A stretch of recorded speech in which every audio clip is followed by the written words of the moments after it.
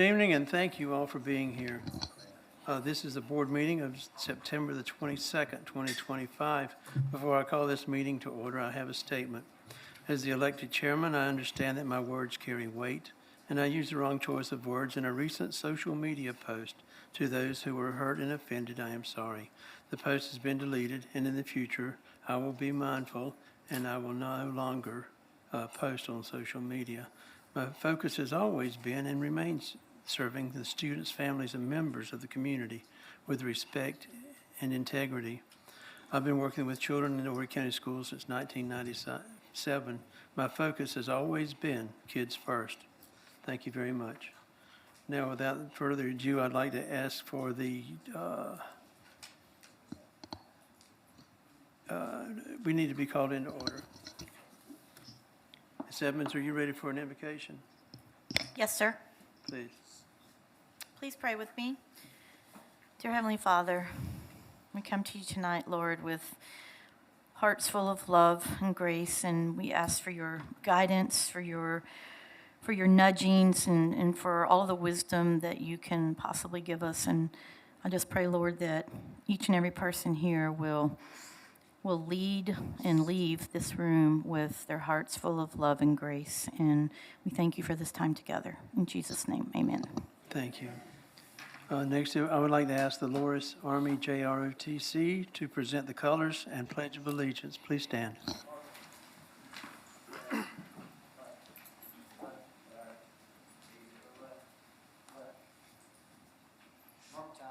March, color guard, halt, left turn, march, freeze in, colors. Good evening. Please join me in the Pledge of Allegiance.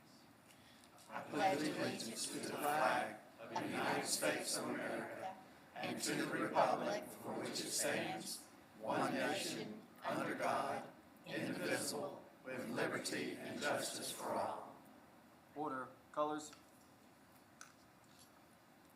Right turn, march. Forward, march, left, left, left, right, to left, right. Thank you. Be seated.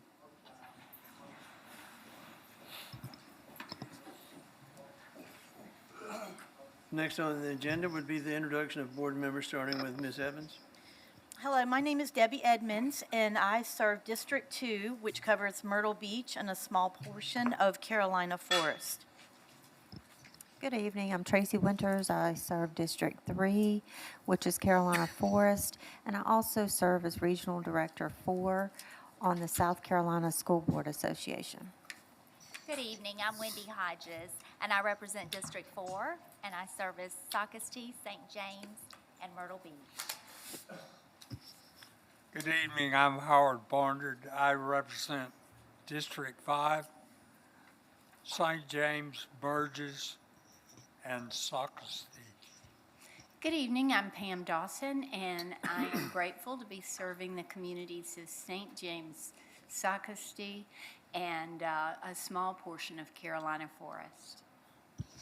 Good evening, I'm Janet Graham. It is my pleasure to serve District 7, which is Conway and a portion of Carolina Forest. I also serve on the South Carolina School Boards Association as Secretary Treasurer, and the South Carolina School Boards Insurance Trust as Board Chair, and the South Carolina Accountability Advisory Committee. Good evening, everyone. My name is James Edwards. I serve District 9, and it encompasses Greensea Floyds, Loras, North Myrtle Beach, a small portion of Carolina Forest, and a small portion of Myrtle Beach. Good evening, everyone. My name is Neil James. My pleasure to serve District 10, which includes portions of the Loras, Greensea Floyds, Conway, and Carolina Forest attendance areas. Good evening, I'm Darrell Ricketts. I serve District 11, which is the Aner attendance area, part of the Conway attendance area, and the Floyd section of the Greensea Floyds attendance area. Thank you, board members, and my name's David Cox. I have the pleasure of being the chairman, and I was elected countywide. Next, we need the approval of the agenda. Motion? So moved. Second. All in favor, say aye. Aye. Hearing none, the motion passes. And going on to the approval of the minutes. Move to approve, Mr. Chairman. Second. All right. All in favor, say aye. Aye. Opposed, like sign. Hearing none, The minutes have passed. Next, we'll go into discussion. Ms. Edmonds, Curriculum and Instruction Committee meeting report. Thank you. I wish every one of you in this room could have been at the curriculum meeting today. It was absolutely amazing, uplifting. There's so many wonderful things going on in our schools, and our teachers are working really, really hard. This afternoon in our committee meeting, it opened with a video featuring teachers, students, and school leaders from Riverside Elementary and Palmetto Bays Elementary, and they demonstrated the use of what is now called sound walls. And it has pictures of how to pronounce sounds, and so that kids have that visual of how their mouth should be forming the sounds and the letters, which helps them to learn those and to read more easily. The committee then reviewed steps taken to prepare teachers for the implementation of the new math standards that have been issued by the state of South Carolina, and some of the instructional shifts that will occur in math classrooms this year. Next, we received a presentation on a new resource, soon to be publicly available on our website, that provides detailed information about student performance on last year's end-of-year assessment. It's been adapted from the state's assessment site, and it includes data that is separated by school and by student groups. So that's a very thorough opportunity for you to see how your students did in every school and different age groups, all grades. And I would invite you to take a look at that too. And then you can follow along with the successes that are going to be happening this year. Following the data review, grade level executive directors shared strategies for responding to student performance. At each grade level, 2 priority areas were identified, and specific strategies will be used to improve the results. The meeting concluded with an overview of the professional development sessions that are offered to teachers in August. And this was amazing to me. Over 650 face-to-face sessions were offered to teachers to select from, so that they could enhance their skill sets in areas of interest and all. And I thought that was really wonderful. I love that we're doing that, because that's investing in teachers and their growth, and it's a wonderful, wonderful thing. And again, it was face-to-face sessions, so it's a lot different than watching a video online. And I really appreciate all the time and effort that goes into that as well. So that concludes our curriculum meeting today. Thank you. Thank you, Ms. Edmonds. Ms. Dawson? Thank you, Chairman Cox, fellow board members, staff, and community. I want to welcome all of you here too on behalf of the policy committee that met this afternoon. I want to thank my fellow committee members and other board members who participated in our fruitful meeting this afternoon. On today's agenda, we centered on the following items. We approved the August 25th minutes. We discussed 2 important policy follow-up items. One was our live streaming policy, which the policy committee approved for recommendation by the full board. And secondly, a revision to the unencumbered time policy to add nurses to that policy, and a draft of that will be presented to the policy committee at a later date.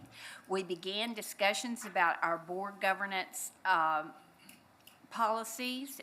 We particularly used as an example board superintendent relationships, and we discussed the creation of a survey as required by our board policy GC6. Looking ahead, the committee will continue to follow our year-long roadmap. In October, we'll continue our September work on vision framework and policy priorities. Also, on October 1st, board members will be attending a conference that has topics that will center on the results of students exploring the balance between consistent goals and addressing emerging needs. We will be learning from leaders of the most innovative boards and districts how to take away actionable actions that can be adopted and adapted by our board, and we will be exploring methodologies enabling us to build trust and stronger relationships throughout the community. In November, we will conduct our roadmap discussion. In closing, the committee continued its work to build a strong governance foundation focused on student outcomes. And I want to thank everyone again for your participation and for Superintendent Jones' leadership and Mr. Jennerett's valuable help. Thank you so much. That completes my policy committee report. Thank you, Ms. Dawson. Well done, both of you. Next, would ask Mr. Birch to come up to consider approval of architect for St. James Elementary Replacement School.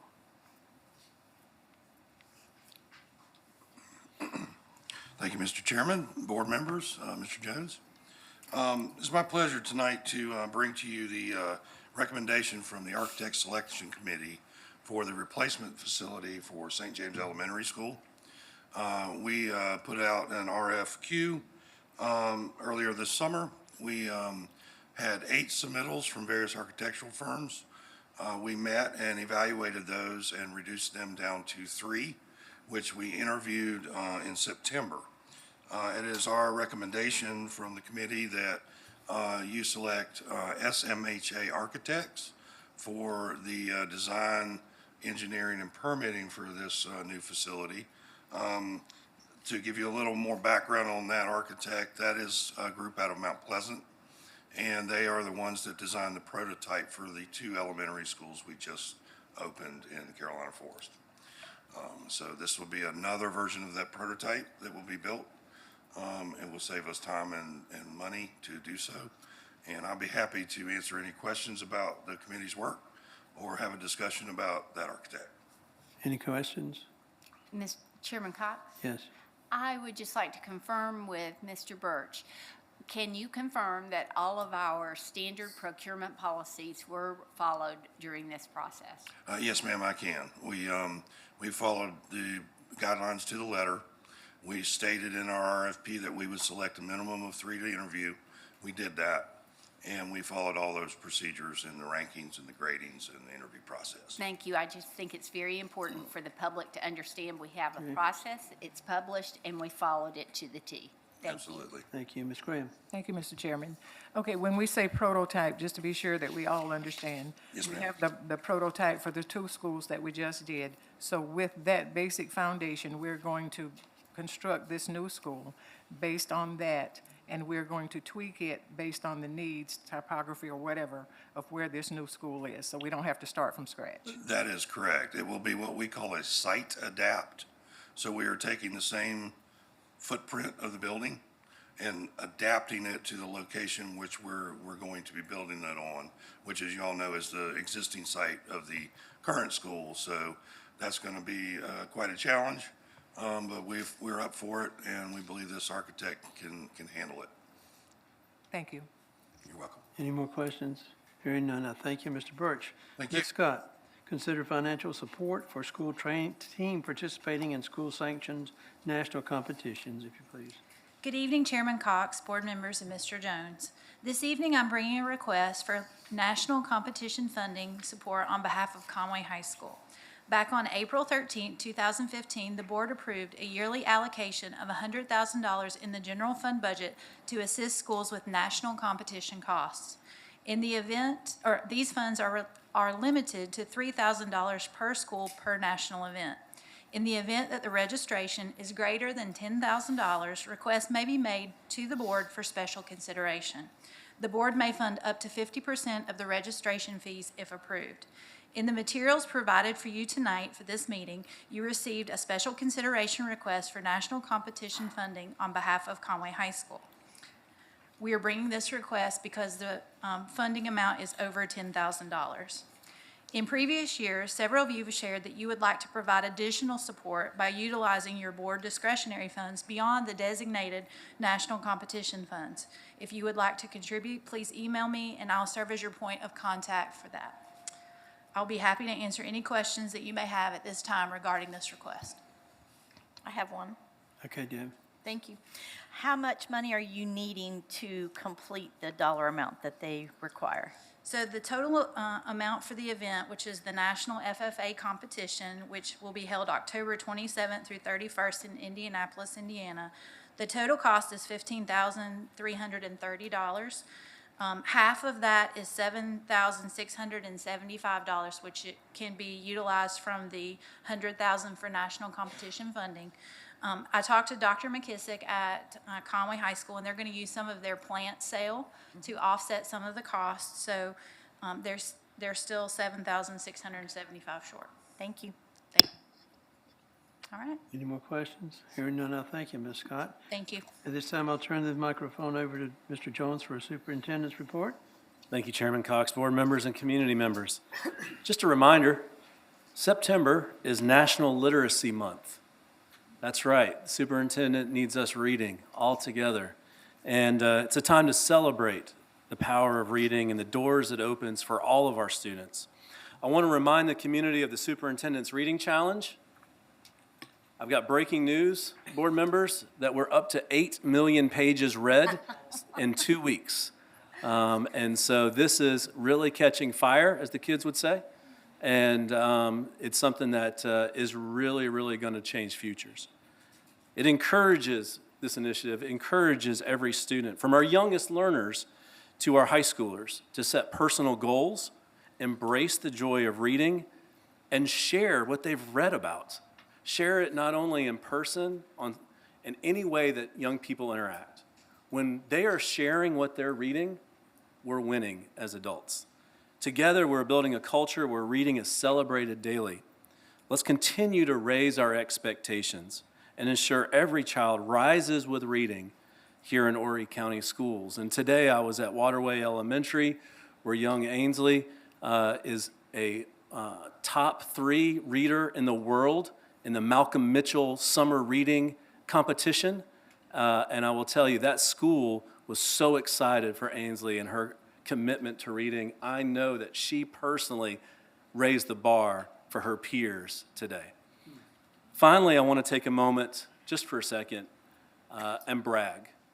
Brag on this wonderful district. Sometimes our teachers and our students need us to lift them up.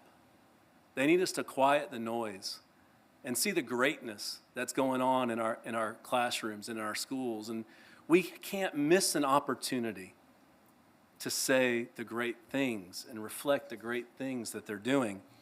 When I visit schools and when I hear from principals, like I did this morning, here are some things I hear about. I hear about dedicated teachers going above and beyond for the needs of the students that they are in charge of. I hear about resilient students who are digging in to do better. I hear about the excellence in a school that a school leader is leading every day so that they can see a brighter future. All of that is happening in Horry County Schools. And board, ACS is a special place. Let's not forget. Our students continue to amaze us with their achievements in academics, the arts, and athletics. It's the AAA here. But also in service. We're going to talk about that a little bit later. And none of this would be possible without the tireless commitment of the adults, our teachers, our support staff, our leaders, our parents, who ensure that every child is seen and their future is in front of us. So the passion and the hard work that I see, that I know you see as well, sometimes we just have to say, good job. They need to hear it. I encourage us all, board members, just to say, good job. Good job, Horry County Schools. Now on to some recognitions. We're going to start with 193 students last year, 3rd through 8th graders, who earned the highest possible score on at least one of the SC Ready tests. So let me just repeat that. 193 of our students maximized their score in an SC Ready test. The test is made up of ELA, math, or science, and of those students earning the possible scores, 11 earned a score on 2 portions of the test. These are true academic students, right? 2 tests. And 1 outstanding student earned the highest possible score on 3 portions of the test. So you'll be seeing some kudos and some celebrations going on throughout our community. 3rd through 8th graders, join in on that.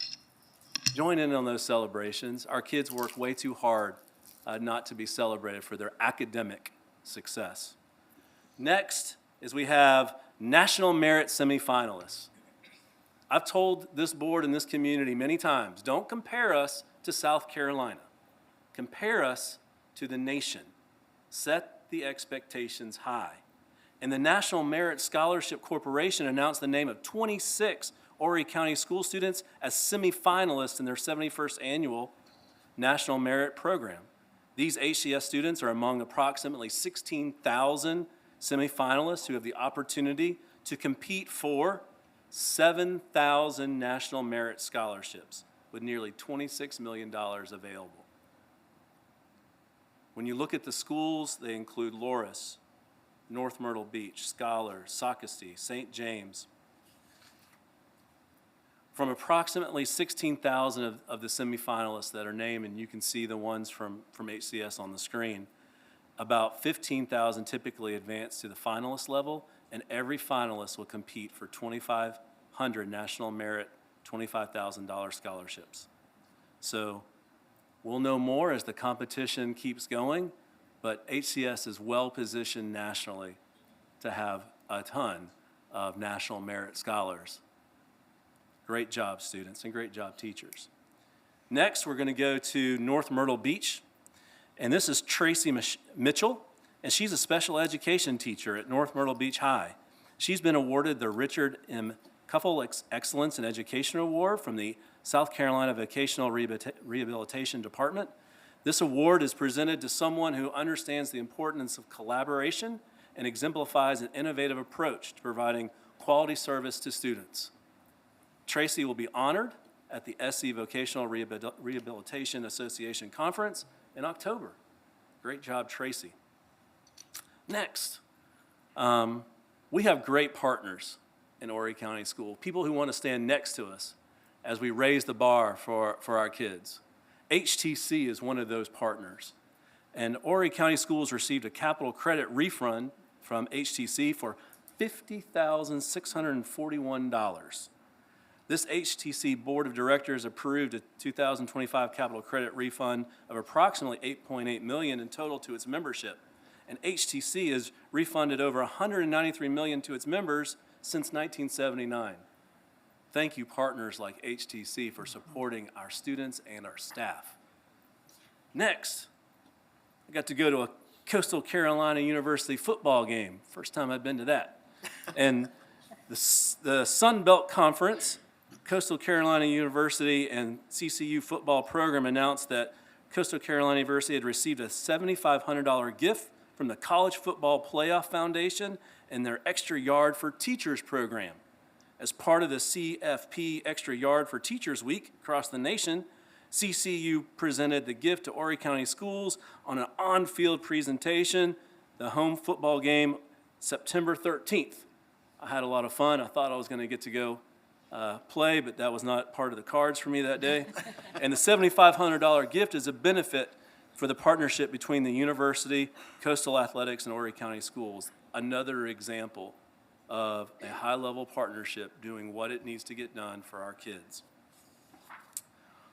And that concludes the superintendent's report for today, sir.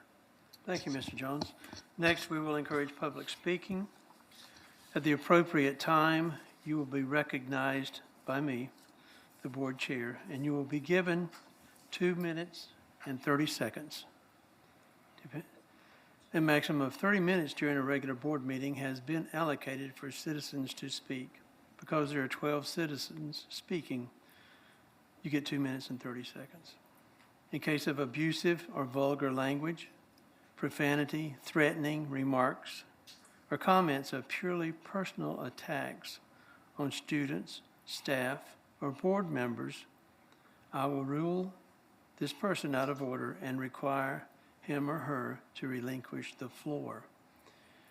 In case of speakers promoting unsolicited commercial services or products, or of speakers promoting political candidates or related political activities, or confidential information about students, employees, board members, or others, the chair will rule the person out of order and require him or her to relinquish the floor.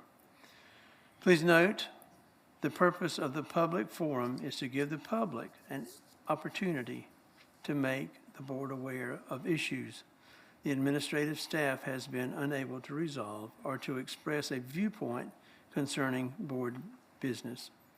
The board will listen to the viewpoint expressed, but we will not respond to individuals at the meeting. The board will direct the superintendent to do so within 2 weeks, if possible, or if needed. Okay, first we have, where is that? Oh, there it is. Okay, first I would ask Miss Judy Parks, are you available? Miss Judy Parks? Is she outside?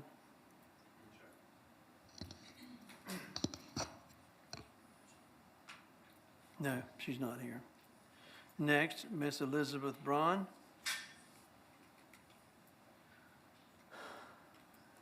Is she outside? No. Next, Natasha Ayagodi. Well, not clear. Mr. Henry Crockett. My goodness. And I know Miss Patricia's here. Come forward, Miss Pat.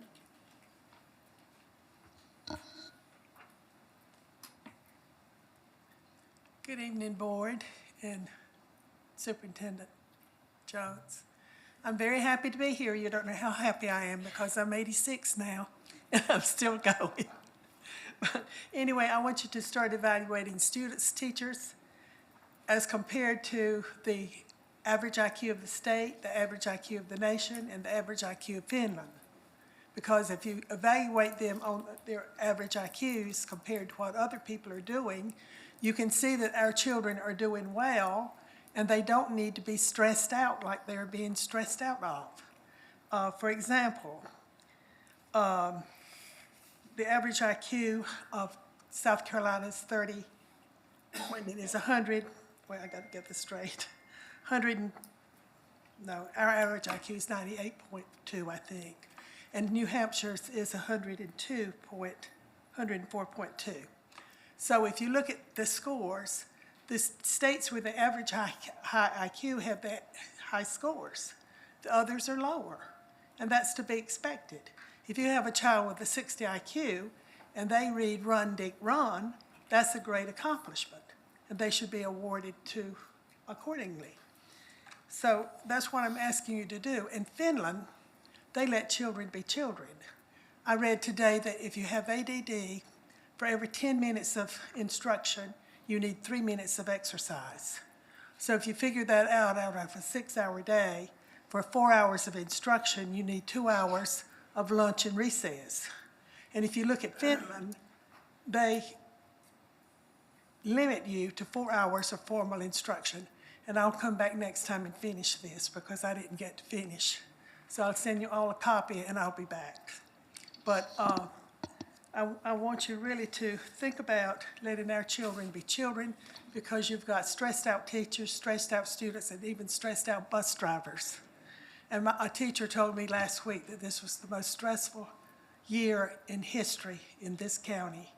And a teacher in Columbia has to eat while she monitors the lunchroom.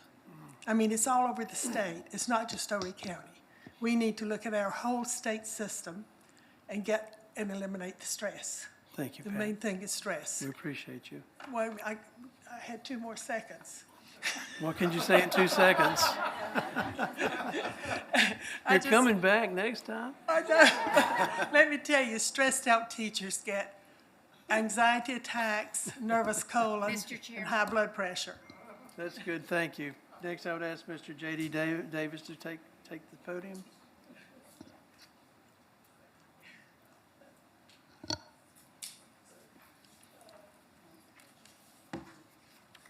Mr. Chairman, school board members, thank you for the opportunity to speak today.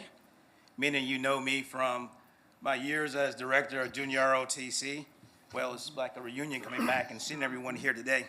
But my brothers from Omega Psi Phi fraternity has entrusted me to be their leader. And with that, I'm honored to share with you some of the great things that we're doing to partner with Horry County Schools. So in the later part of the summer, we collaborated with other Greek organizations and did a school supply giveaway. Now, these supplies help all of our students start the school year off and be prepared for whatever is ahead of them and be able to succeed. We also just started our annual essay contest where the first, second, and third place winners of this contest will get scholarships. In the spring, we're going to look forward to, once again, collaborating and being judges for the Horry County School Technology Fair. Our members proudly serve as judges each year, and we love to do that because it's an opportunity to recognize the innovation and the creativity of our students. Tomorrow, we're going to start a new partnership with Loris Middle School in the Distinguished Gentleman Program. We're going to be mentoring and providing character development, career preparation, and academic growth for the students at Loris Middle School. We want to keep up the momentum that we had over the summer from our Read Camp. And we're going to reignite a program that we did years ago called Omega Read. Omega Read is where we go and meet with the elementary school and we read to the students so that we can encourage reading and learning at an early age. We're going to join many of our other community organizations in the spring, and we're going to acknowledge students with awards and scholarships. Last year, we gave over $5,000 in awards to our students throughout our district. I'm talking fast. We have partnered with, we have a 501c3, Omega Middle Horry County, that we work through. And we just want to share with you that we're here to partner with Horry County schools and educational initiatives. And when you see us, we are the Omegas. You'll see us in purple. We'll be wearing our purple. You'll see us. So just know that we're here as an asset and as a resource. And with that, Mr. Chairman, I'm going to yield my time to you. I'm not going to be like Ms. Patton, ask my 7 seconds, but that's okay. Thank you, JD, for all you do. We All right. appreciate you. Next, I'd ask Ms. Luciana Bowie, or Bowie.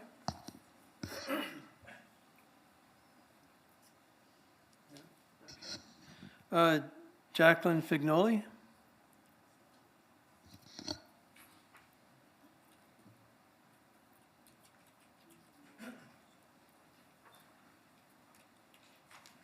Hi, my name is Jacqueline Fignole. I'm a mom of 4 children in the district. I'm here tonight because I'm very concerned about the recent statements made on social media by a board member. When someone in charge of our children's education uses phrases like lock and load, it's not just careless, it's alarming. District has clear policies for students and educators regarding social media. If a student made a statement online urging others to lock and load, it would be handled immediately. Teachers have lost jobs over far less. Yet this behavior from a board member has been ignored. If we hold students and educators accountable, then leaders must be held to the same standards, if not higher. The post may have been deleted, but this board member gave a direct quote to the media where it was once again reiterated that, quote, "we all need to be prepared." This shows that this post was not just poor wording. The intent to promote hostility was clear. That mindset does not reflect the morals of a leader. Members of the board should represent all children, families, and educators in this district, not just the ones that align with them. Board members are not above the standard we set for others. Words that create fear and division have no place in our school. I urge the board to act and make it clear that inflammatory threats, violence, have no place in our district. Our children and educators deserve a leader who chooses safety over violence and unity over hate. Thank you. Ms. Chrissy Catla. Point of order, Mr. Chairman, could we remind our audience that they are not to react with applause, please? Thank you for saying that, Ms. Dawson. Good evening, members of the board, parents, educators, and community members. I am also here tonight, not only as a parent, but as a community member who deeply believes that it's the responsibility that we entrust in our school board to act with respect on social media. And I am disappointed as well. That responsibility is to safeguard the well-being of our children. It's to foster respect in our schools and uphold the trust of this community. Unfortunately, that trust has been violated. Just last week, Mr. Cox has publicly engaged in comments that were reckless, divisive, and dangerous. On social media, he responded to a post that called for the destruction of the modern leftist movement, also writing that he agreed and lock and load. Let us be very clear. Words matter. Lock and load is not a harmless phrase. It is a call to arm yourself. It's a call to action, to use violence. At a time when our children face lockdown drills, and many across this nation are scarred by political violence and school shootings, no leader in education should be using language that normalizes the threat of guns against political opponents. Whether Mr. Cox claims regret or misunderstanding is irrelevant. Leaders do not get to casually incite violent imagery and then ask us to pretend it didn't happen. His words cannot be erased simply by deleting a post. They revealed a mindset that is incompatible with the responsibility of guiding the education and safety of our youth. This is not about political party. This is about public trust, leadership, and the example we set for our children. When a school board chairman uses violent language to discuss political disagreements, he forfeits the privilege of leading. Therefore, I call on David Cox to resign from his position. Thank you, ma'am. Your time's up. Thank you. Ms. Hobgood, please refrain from applauding. Ms. Hobgood, Susan Hobgood. Mr. Chairman, I wanted to comment on the other point of order. We've had several people to applaud before during public comment, and I do not remember anybody ever calling for a point of order. A note taken. Ms. Hobgood.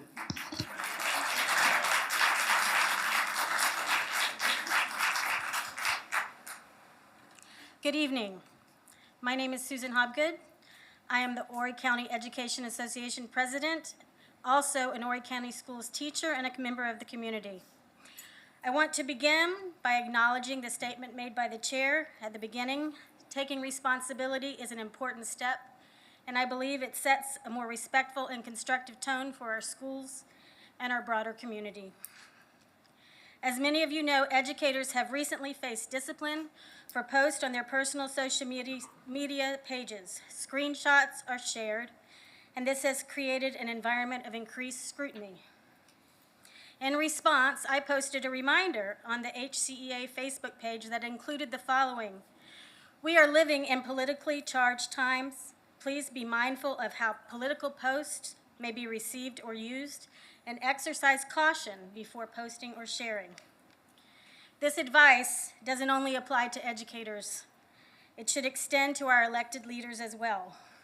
We saw where posts from leadership have stirred controversy using divisive political language, even invoking language associated with preparing a weapon.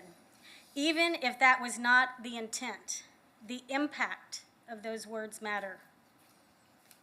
Posts like these can deepen division and make some staff and families feel unwelcome in our schools. So while I appreciate this statement and believe it is sincere, it doesn't erase the need for continued accountability and reflection. Educators are held to strict standards, and it's only fair that our elected officials, those who set the tone and make critical decisions, are held to at least the same standard, if not higher. Our leaders must serve all students, families, and staff, not just those who share their political perspectives. We continue to ask for fairness, consistency, and leadership that unites rather than divides. Thank you. Thank you. Cedric Blaine Spain, please.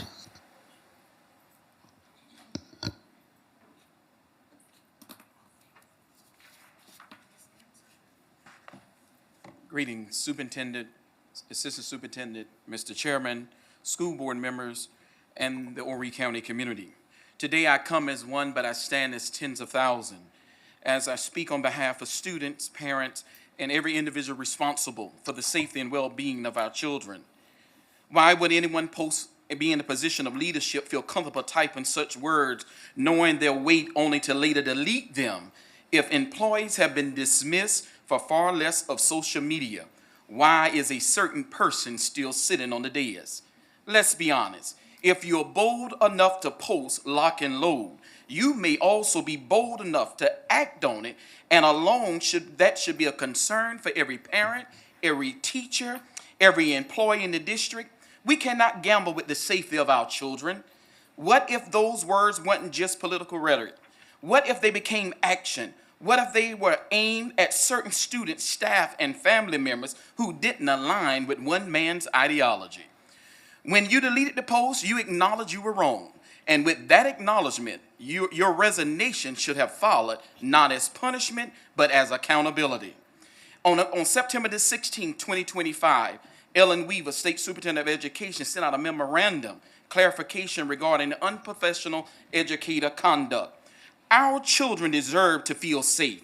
Every HCS employee deserves to feel safe. The words, thoughts, and prayers would be no comfort in the face of tragedy caused by reckless words that we saw coming and failed to do anything about.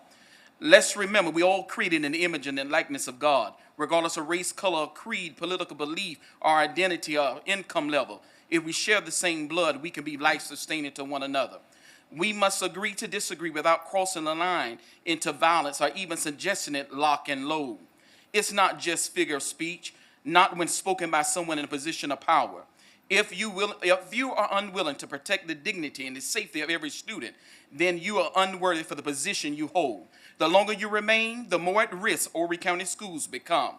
When man fails, God never fails. Every parent in this district should be alarmed. Every board member, every employee who defends such behavior should ask themselves, are they fit to lead or serve in education? We will not let our children's future be jeopardized by those who threaten Thank you, Mr. words of Spain. weapon. We Thank you. appreciate it.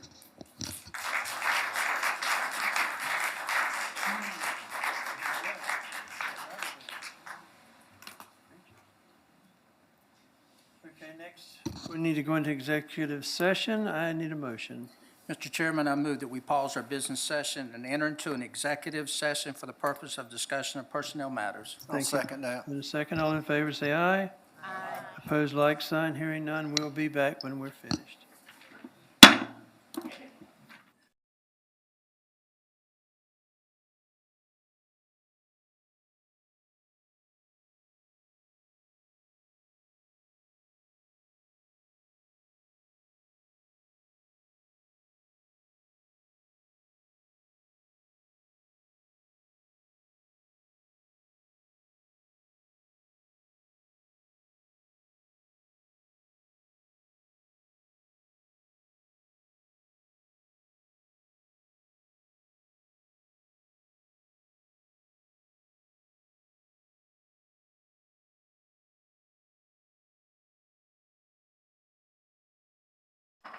Thank you for waiting. I'd like to call this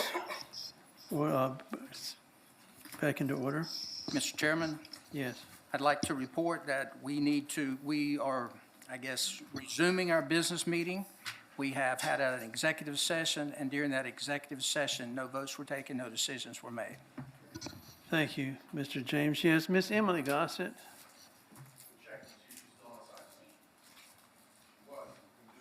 I hope so. I inadvertently just get right over it.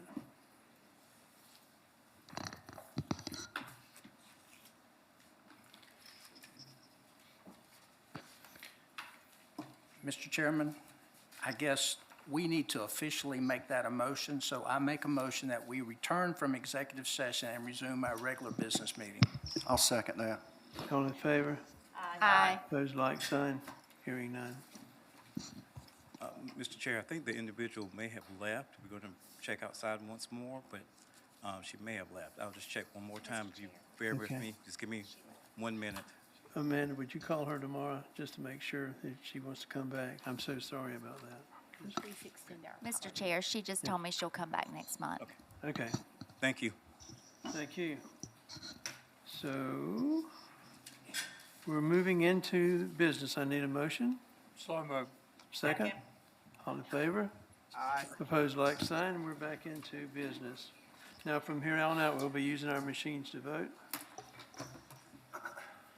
First up would be Mr. Birch.